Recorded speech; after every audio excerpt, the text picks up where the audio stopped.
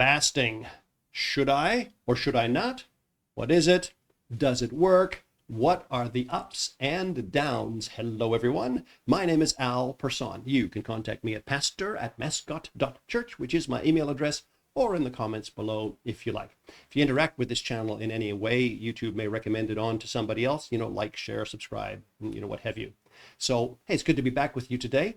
I'm taking a bit of a detour because I'm doing some preparation for a long form study, but I just want to do a little more work on it before I hop in and put that in and conclude two of my other long playlists that are out there.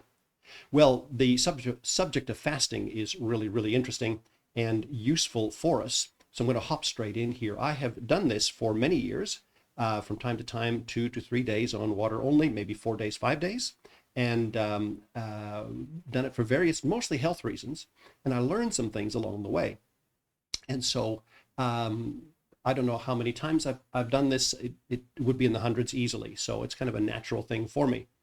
There's a lot that I've learned and a lot that may be useful to you. So first of all, before we head too hard into this, there are some people who should never do long fasts, or shouldn't. Maybe not never, but I don't think they should. Extremely thin people, pregnant women. You probably have to be careful if you're on a lot of medications and so on. So just the usual stuff. You need to be reasonably healthy and probably have a little bit of extra bulk to be able to do it. And maybe it's probably not a bad thing even to talk to a doctor if you think, is this a good thing or not? Yeah. So take this for what it's worth. Not medical advice. It's just pure observation. So what is a fast, first of all? There's many different types of fasts. When you go to sleep at night, let's say that your last meal is 6 and you are a good person and you don't snack. You wake in the morning at 6 a.m. You've had 12 hours where you have not eaten.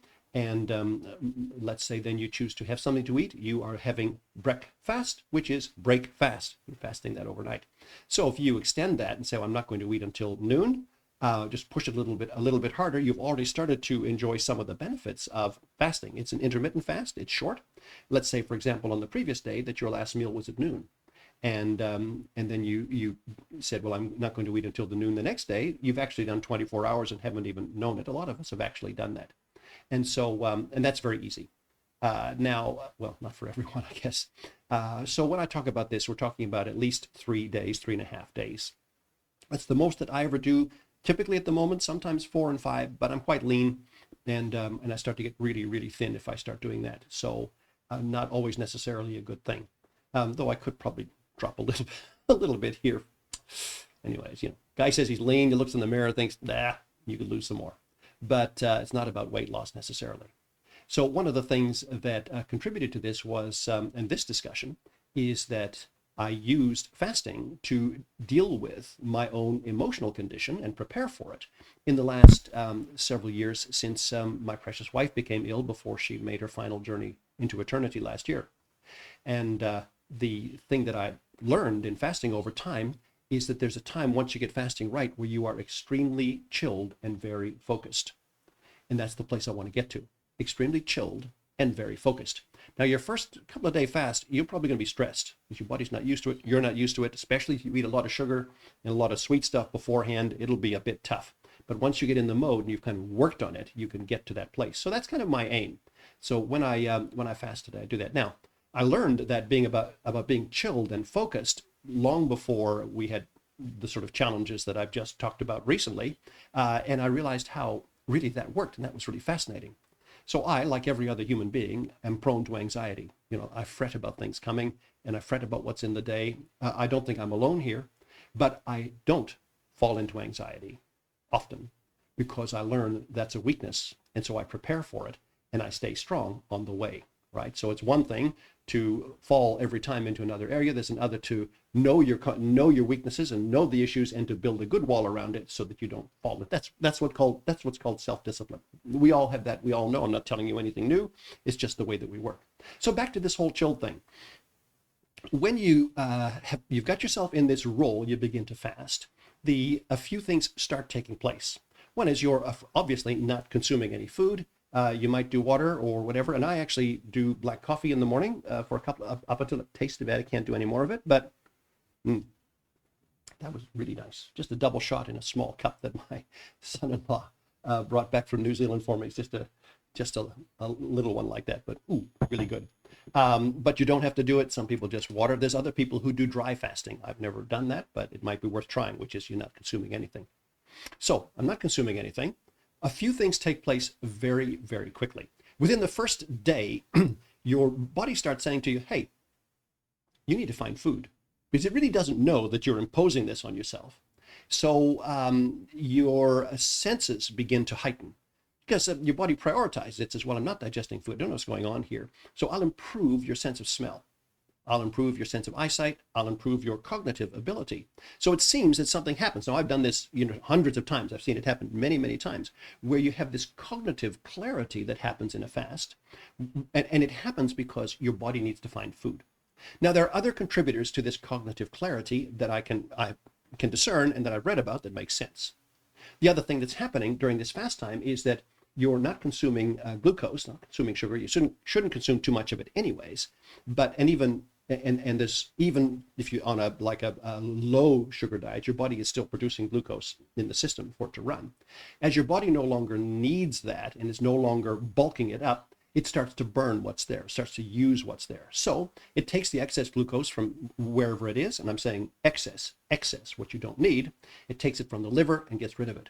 That's fine. Okay, that's fine. It's using it for fuel. That's okay. The point here, though, is that every 1 part of glucose holds 3 to 4 parts of water. Let me just say that again. Every 1 part of glucose holds 3 to 4 times its volume in water. Now, that's really interesting. So your body will take the fluid that it needs that's in the system as it gets rid of the glucose, but the excess it has to get rid of. So you'll often find on a fast, especially if you've had too many carbs and sweets and fruits and vegetables and that leading up to the fast, that you're going to want to get rid of fluid regularly. And the worst thing that can ever happen to you on a fast, or that happens to me, is that I'll start fasting, for example, on the Saturday night. That'll be my last meal. So all day Sunday, I'm fine. And then all day Monday, I'm good. And then what'll happen is towards the end of the day, Monday, I start to have to just get rid of fluid. And I'm every few minutes like, oh, not again. Oh, not again. And that's because your body's letting go of it. It doesn't need it. And if that happens all night long, which happened this last time, I'm not getting a good night's sleep, because I'm up every 30, 40 minutes. It's, why? Well, that's just the process. Your body's just doing it. I try to time my fast so that that happens during the day, or that it doesn't happen much at all. Now, how will you get it to where it doesn't happen much at all? If I know I'm going to fast on starting, let's say, Sunday morning, then from Wednesday, Thursday, I should be really careful and not eat any of the nasty stuff. No fruits, no vegetables, no bread, no pasta. None of that stuff that's everywhere. It's all that stuff we shouldn't eat too much of, and cut it way, way, way, way back. And that way, the excess glucose level has kind of fallen off, and it's not a problem. And again, I've demonstrated that in myself many times, into double digits. It's like, okay, So that's one thing. Now, the other thing that happens is as you lose the fluids, and as you lose those other things, and I think this is where the chilled bit comes in. You didn't need to carry those fluids anyways. You didn't need to have them. They were excess, remember? And so you start feeling they kind of relaxed, sort of, like that. Now, a couple of things have now taken place into the second and the third day of the fast. First of all, your senses are still heightened. You can still smell food a long way off. I never watch those food programs on TV normally, but I do. Into the second or third day of a fast, ooh, that burger looks good. Ooh, is that how you cook that? Ooh, is that how you cook a brisket or whatever? I was like, but you become very, very interested in those things, and as you should. But during this time of sensory heightenedness, there's also a wonderful sense of self-awareness, which there should also be. You're much more aware of how you feel. You're much more aware of your body and so on, because you're not constantly getting it to spend time digesting food. Now, another thing that happens, and this is very useful, is our GI tract, which is where food comes in to where food goes out, gastrointestinal tract, okay? It is very, very complex. It's very long, and it constantly needs to repair itself all the time. If you're always snacking, there's always food in your mouth. How does your mouth ever get to repair itself? And it has to. All human tissue has to repair itself. How does your stomach ever get to repair itself if you're always putting stuff in it all the time? Okay, it does, and it takes time to do it when you're not giving it anything, maybe just a small amount of water or just something. Okay, so that's why a lot of repair happens overnight. Your stomach's not doing anything. Now, a 3 to 4 to 5 day fast is a really perfect opportunity for your body to start repairing everything from, all the way through the GI tract, from the beginning to end. And it says, well, I don't need to digest food now. Let's go and start fixing things.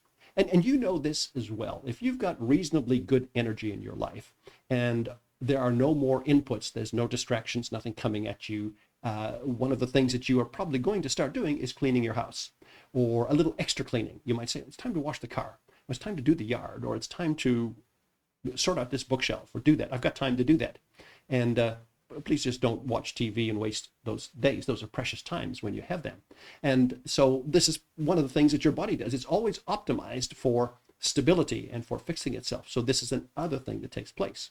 Now, there are a couple of other curious things that happen in a fast, and that can vary from time to time. I said that you become extremely aware of your own body. Sometimes during a fasting cycle, your natural body odor for a short period of time really increases, and you think, oh, that's just intolerable. Just why is that? Well, better out than in. So oftentimes your body might say, I'm taking advantage of this opportunity just to get rid of a lot of stuff, just to clean it up. Maybe it's saying to you, thank you. You're going to be a little miserable for a few days, but let's get it over with. Okay, so this is a really interesting thing that takes place during that fasting cycle. So there are ups, there are some downs as well, which I talked about, the whole when you're getting rid of water and so on.